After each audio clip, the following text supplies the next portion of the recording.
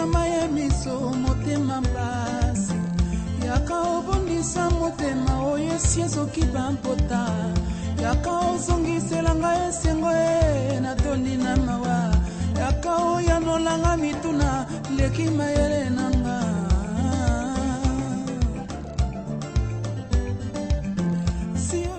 Seigneur Dieu Tout-Puissant, notre Père, nous voulons te dire grand merci. Merci pour ce moment favorable où nous voulons partager la parole de Dieu avec des milliers de téléspectateurs qui vont nous suivre sur cette chaîne.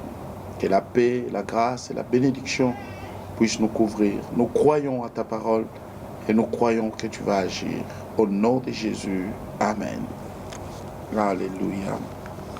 Que le Seigneur soit loué, que le Seigneur soit béni. Nous sommes là ce soir pour partager la parole divine. Cette parole qui sauve, cette parole qui guérit, cette parole qui transforme. Aujourd'hui, nous avons une notion importante. Je prie ceux qui sont dehors, ceux qui sont encore distraits, de pouvoir rester là, parce que cette parole vous concerne. Notre texte est tiré du livre de 2 Samuel, chapitre 9e. Je vais lire à partir du premier verset. Un jour, David demanda, restait-il un survivant de la famille de Saül? J'aimerais les traiter avec bonté à cause de Jonathan. Or, la famille de Saül avait eu un serviteur nommé Tsiba. On les fit venir devant le roi. David lui demanda, es-tu Tsiba? Oui, Majesté, répondit-il. Ne reste-t-il plus personne de la famille de Saül que je puisse traiter avec la bonté de Dieu? Reprit le roi.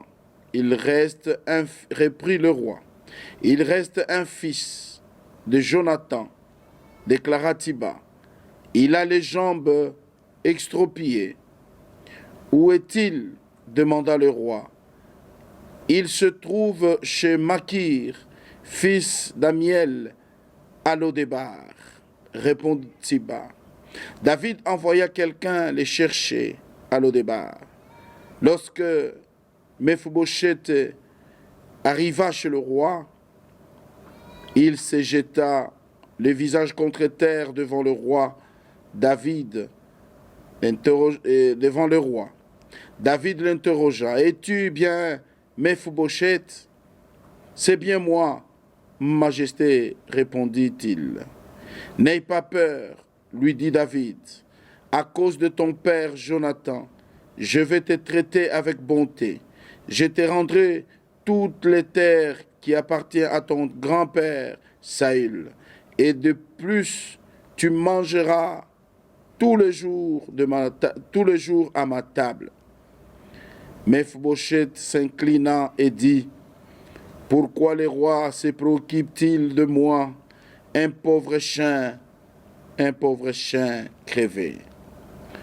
Chers frères et sœurs, ce texte est connu de beaucoup de nous tous, les lecteurs de la Bible. C'est un texte qui évoque beaucoup de principes bibliques que nous devons manifester et avoir nous en tant qu'enfants de Dieu. La Bible dit que David se réveille un matin, il décide d'être reconnaissant. Il décide de faire du bien à son ami Jonathan, parce que n'oubliez pas que David et Jonathan, c'était la peau et la chair. David et Jonathan, c'était des amis inséparables, au point que Jonathan avait trahi son père en livrant les secrets du cœur de son père à David, son ami, qui lui avait demandé de fuir la colère de Saül, parce que la population aimait beaucoup plus David que Saül. Mais ce jour-là, après la mort de ces deux-là, David se réveille et dit, je dois être reconnaissant par rapport à mon ami Jonathan. Il demande à son entourage, à ses conseillers. Voilà pourquoi, chers élevés en dignité, vous devez avoir des conseillers capables de vous rappeler de bonnes choses, capables de vous donner le rapport de la source. Reste-t-il encore quelqu'un de la famille de David? Personne ne connaissait encore l'histoire, mais on se souvient qu'il y a quelqu'un, Tsiba, un ancien intendant de Saül, qui peut connaître toute la famille, un ancien chef de la maison civile de David, de Saül, il peut connaître, on l'appelle Quand il arrive devant le roi lui pose la même question. Il dit, est-ce qu'il accorde quelqu'un? Pourquoi je veux lui faire du bien? Je veux lui user de bienveillance. Chers frères, ce monde ne nous appartient pas. Ce monde est à Dieu. Faisons jouir aux autres la bienveillance. Traitons les autres avec bonté, c'est important. Lorsqu'on traite quelqu'un avec bonté, on sera aussi traité quelque part avec bonté, parce que la bonté appelle la bonté, l'amour appelle l'amour. C'est vrai que tu pourras être combattu, mais sache que ce que tu sèmes avec amour, tu le récolteras, ou tes enfants le récolteront d'une manière ou d'une autre. Chers frères et sœurs, l'heure a sonné. Nous sommes au temps de la fin. La crise est en train de monter. D'un côté, nous avons la crise de la pandémie Covid. De l'autre côté, nous avons la crise économico-politique dans beaucoup de pays. C'est l'heure où les gens, surtout vous les chrétiens, vous devez user de bienveillance.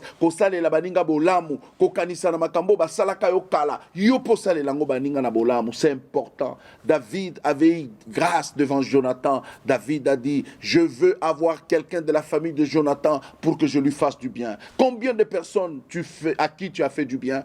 Combien de personnes de qui tu as reçu beaucoup de faveurs, mais aujourd'hui tu les oublies? Aujourd'hui tu as tendance à compter les seuls mauvais jours. Tu as eu ton diplôme dans une famille, tu as eu ton graduat dans une famille, tu as eu ta licence dans une famille. Aujourd'hui, de tout ce qui reste de cette famille, tu ne vois que le jour où on t'avait privé du thé, tu ne vois que le jour où on t'avait blâmé. C'est méchant. Un homme devrait avoir le cœur de pardon. Un homme de Dieu, un enfant de Dieu que vous êtes, devait avoir un cœur de souvenir de bonnes choses. Oubliez les mauvaises, retenez ce qui est bon, parce que Dieu réside dans la bonté et non dans les mauvaises choses. David fit du bien à Saül et à Jonathan à travers Mephibosheth. Tes enfants mangeront le fruit de ta sueur d'aujourd'hui. Ne te lasse pas de faire le bien. Et lorsqu'on lui dit, il y a quelqu'un, il dit, mais il est où? On crée un obstacle. On crée une barrière, on dit, il est très loin à Lo-Débar. D'ailleurs, roi, tu dois savoir que ce monsieur, il est perclus, il est boité, il est personne avec handicap. Tout ça, c'était pour décourager le roi. Je m'en vais te prophétiser pour te dire, rien ne pourra empêcher Dieu de te bénir, quelle que soit ta position, même si tu n'as pas de diplôme, même si tu n'as pas une famille connue. Dieu, quand il décide de te bénir, rien ne peut l'arrêter. Ces hommes pensaient qu'en lui disant c'est à Lo-Débar, c'est loin, il va se défatiguer. Peut-être qu'ils pensaient qu'en lui disant ce monsieur est extropié, il est déformé. Et le roi va dire, bon, laissez tomber comme il est maudit. Mais le roi dit, je veux le voir. Et quand il voit le monsieur, il lui dit deux choses. La première, je veux te restituer tout ce qui était à ton grand-père. La restitution. Frères et sœurs, lorsque tu fais le bien, rien ne sera perdu. Tout te sera restitué. Tout sera restitué à tes enfants.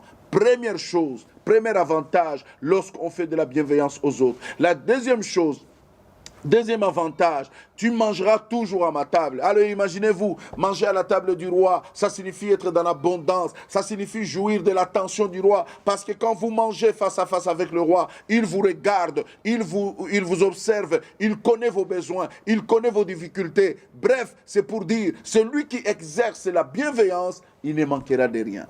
N'est-ce pas ce que David a dit dans le psaume 23? L'Éternel est mon berger, je ne manquerai de rien. Il me fait reposer vers le vert pâturage. C'est ça ce que la volonté de Dieu veut faire dans ta vie. Use de bienveillance à tes oncles, use de bienveillance à tes cousins, à ta tante, tout celui membre de famille ou autre qui t'a fait du bien dans la vie. N'oublie pas, celui qui oublie les bienfaits est un ingrat. Et celui qui est ingrat, il perd toujours. Mais celui qui est reconnaissant, il récupère. Oh, Mephibosheth, oh, les gens qui le regardaient comme abandonné de la société, les gens qui le marginalisaient, ils étaient étonnés de savoir que le petit déjeuner, il le prend avec le roi. Ils étaient étonnés de savoir que le PDG de telle entreprise, celui qui a pistonné quelqu'un, parce qu'il déjeune avec le roi, il dîne avec le roi. Là, à la table, on n'a pas de tabou, on peut discuter de tout. Bref, la troisième chose, ou le troisième bénéfice, c'est que lorsqu'on fait de la bienveillance, non seulement qu'on va te restituer, non seulement que tu vas n'est-ce pas, être dans l'abondance avec le roi en mangeant avec lui.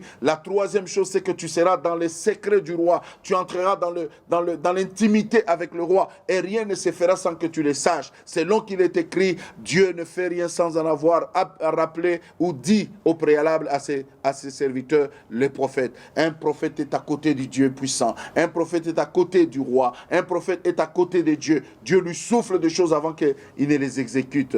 J'invite les frères. J'invite les sœurs, tout celui qui va tomber sur cette émission, partage aux autres, dis-leur que l'heure n'est pas à la vengeance, l'heure n'est pas au proving, l'heure est arrivée. Où les hommes, les femmes, nous devons apprendre à nous faire du bien. Nous devons apprendre à nous rappeler que tel m'avait fait du bien en telle année. Oubliez le mal qu'on t'a fait. Même si on t'avait fait souffrir, mais tu as eu ton diplôme. Même si on t'avait fait dormir au salon, tu as eu ta licence. Tu as aujourd'hui un travail. Celui qui t'avait donné ce travail, est-ce que tu prends même le téléphone pour l'appeler? Ton médecin, ton avocat, est-ce que tu prends le temps de l'appeler? Ton chef hiérarchique, où tu es dans le coup bas, où tu cherches à renverser les chefs, quiconque cherche à renverser celui qui est au devant de lui pour le remplacer est un méchant et Dieu ne sera pas avec lui. Dieu est avec ceux qui ont le cœur humble, ceux qui s'adonnent à lui. Revenons, frères et sœurs, à la bienveillance et Dieu nous bénira. Reste-t-il encore quelqu'un de la famille de Saül?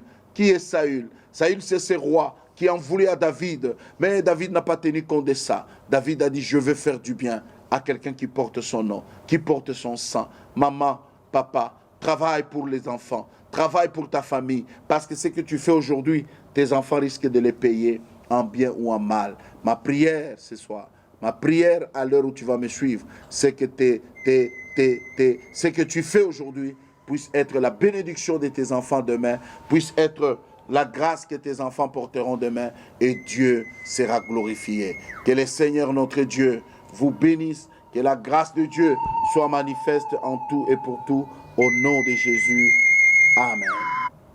Vous pouvez appeler et vous pouvez rester scotché au numéro qui est au bas de votre écran. Appelez-nous, dites-nous vos difficultés et nous allons prier pour vous. Seigneur, bénis ton peuple, guéris ceux qui sont là, ceux qui ont usé d'ingratitude, ramène-les à la connaissance de Dieu. Ceux qui ont usé de faveurs, de bonté aux autres, rappelle-toi d'eux et occupe-toi de leur famille à jamais. Amen. Que Dieu vous bénisse. Yaka yopangusa mayemiso motema mpasi yaka obondisa motema oyo esi ezoki bampota yaka ozongisela ngai esengo natondi na mawa yaka oyanolanga mituna leki mayele na